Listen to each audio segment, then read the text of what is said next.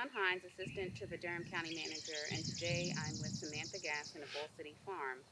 Samantha and her husband own and manage Bull City Farm with a mission to provide healthy, humanely raised meats and to educate community members about sustainable small scale farming through camps, classes, and other agritourism activities. Due to COVID 19, some of those education and agritourism activities are now offered virtually.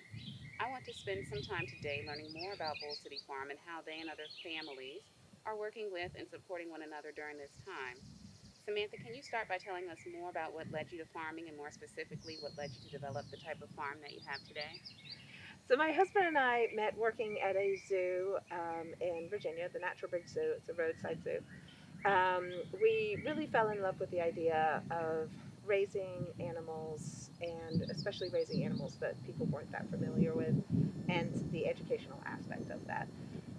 My husband grew up in Durham, so when we moved back to Durham, um, we started having kids, and a zoo didn't really fit into the way we were our way of life at that point. So we moved more towards feeding our family, and so we got more into farm animals. And that sort of led into, as my kids got older, led into summer camps, and um, then eventually we ended up doing classes for adults as well. Hmm.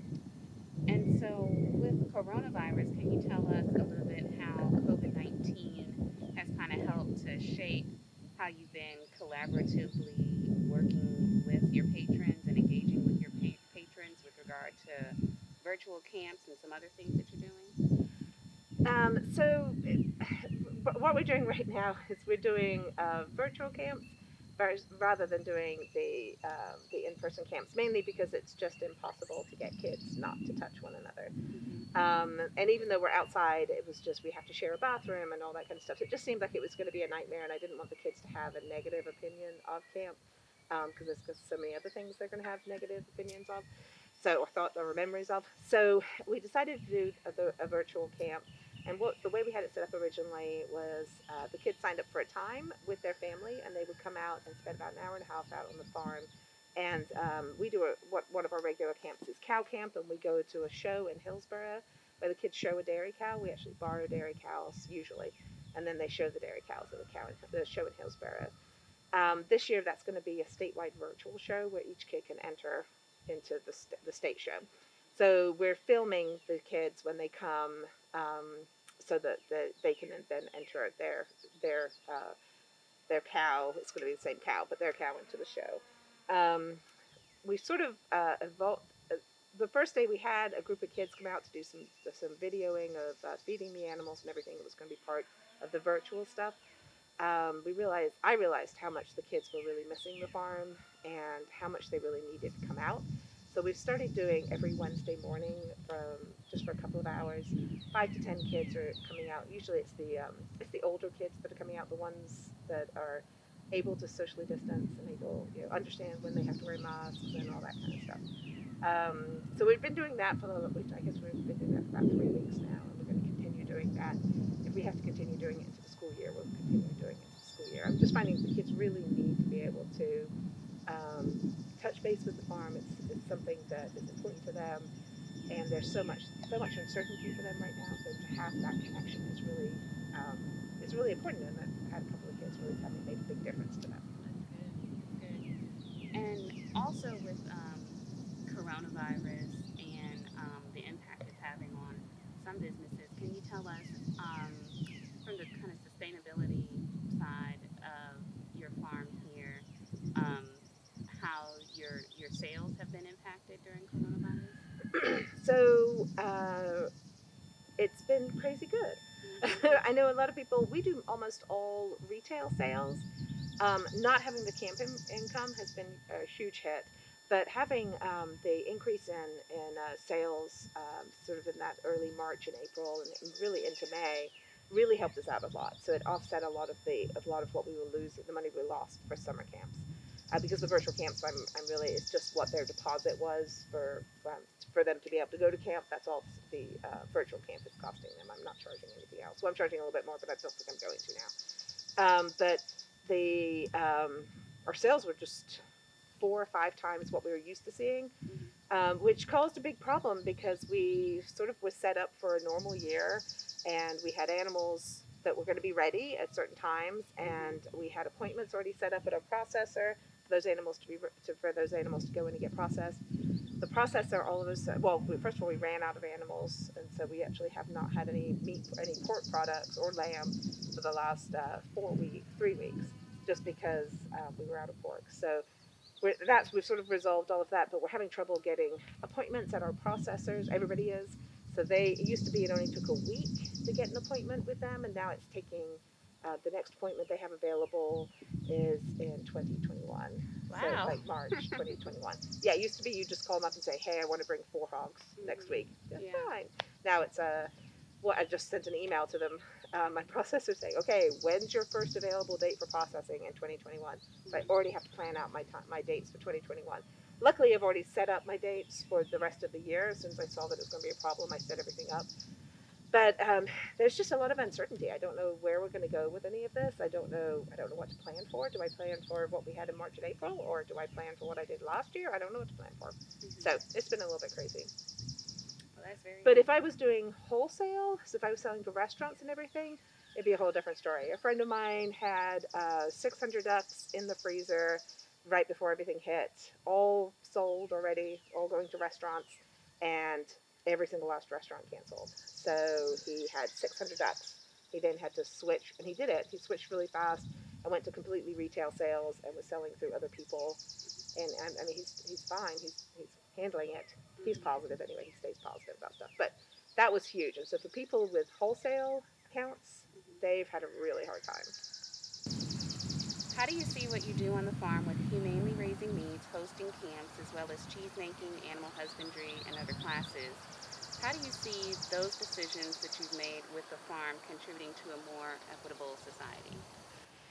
So we do a lot of educational programming, and that really does help with people who have access to land or who have a certain amount of resources. They can learn about how to be more self-sufficient. They can learn about the right way to raise animals and all that kind of stuff. But it doesn't really help people who don't have access to land or don't have access to those resources.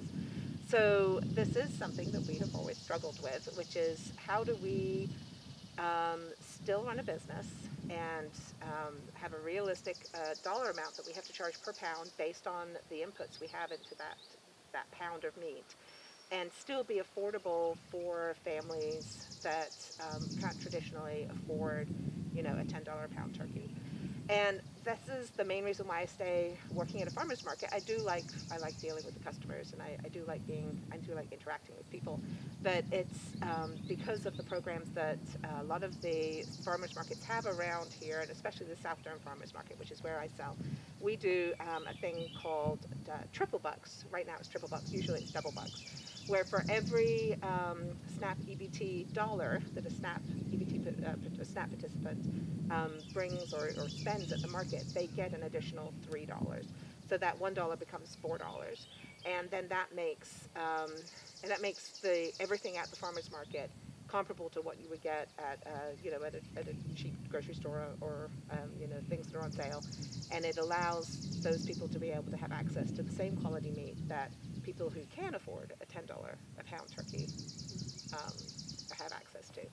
And I feel like that makes at least um, food, food insecurity a little bit more equitable, because they have access to the same things we all do.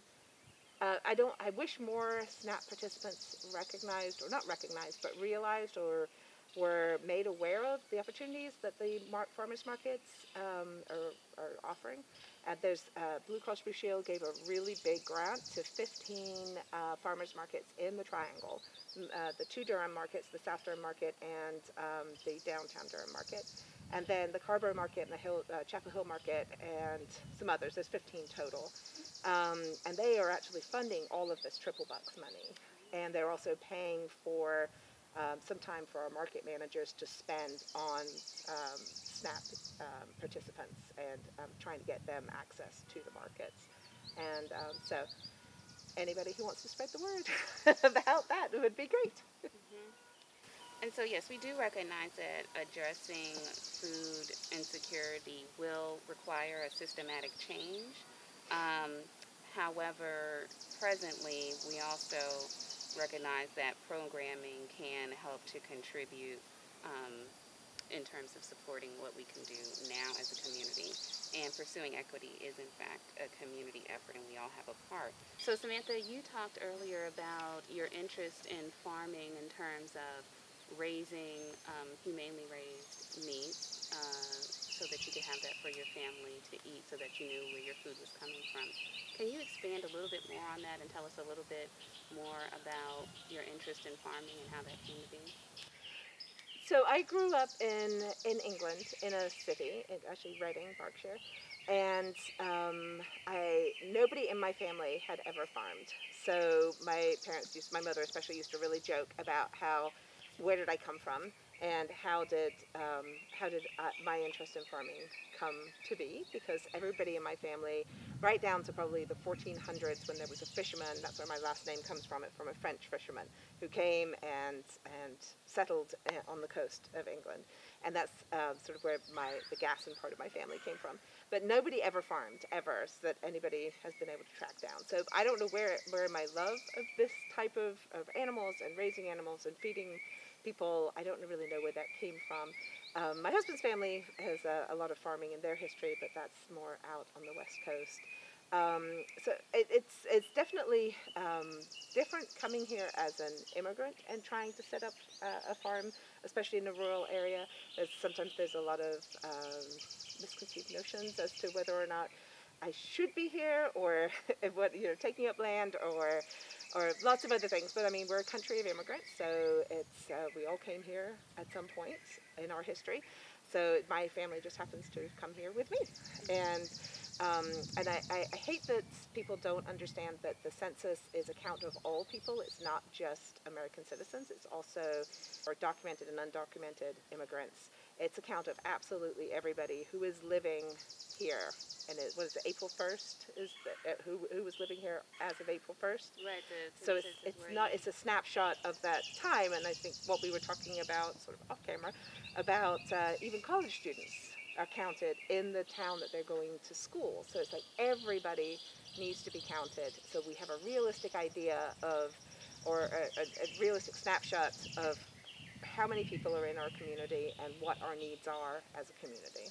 And as we continue to participate in decisions and actions that lead us to a more equitable society, I want to use this opportunity to remind you to complete the census, our viewers. The census is important in identifying representation and supporting local people and resources. So our local farmers, our local community members, our local resources. Samantha, please share with us why you completed the census. So I completed the census. We completed it as soon as it came in, because I feel like the census is incredibly important. It is what determines our representation in government as a community, and it's how much money we get for our schools. It's how much money we get for programming.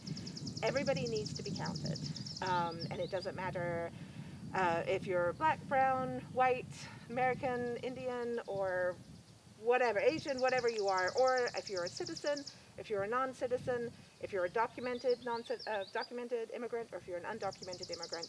We all need to be counted, because we're all part of this community, and the census is going to be, if we are all counted in the census, then we will get a good representation of who's in our community. Being counted definitely matters, and you can complete the census online in English at 2020census.gov/en and in Spanish at 2020census.gov/es. Additionally, you can call 844-330-2020 to respond to the census by phone in English, and 844-468-2020 to respond to the census by phone in Spanish. Warmest regards. Rural Durham, black, white, and brown Americans count. U.S. citizens, documented and undocumented immigrants also count.